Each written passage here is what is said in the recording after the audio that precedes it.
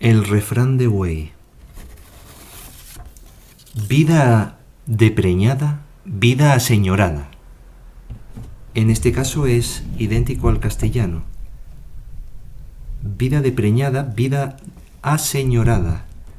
Una de las interpretaciones que podríamos hacer de este refrán es que tal vez idealiza el embarazo como una etapa de privilegio, aunque la realidad estaba distante para la mayoría. Las mujeres de familias campesinas, obreras o artesanas pobres de Asturias debían seguir realizando trabajos físicos y contribuir a la economía familiar.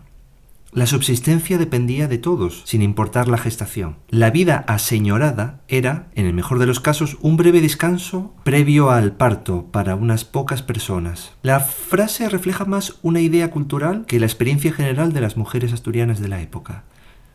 En cualquier caso, ¿cómo interpretas tú este refrán? ¿Qué piensas?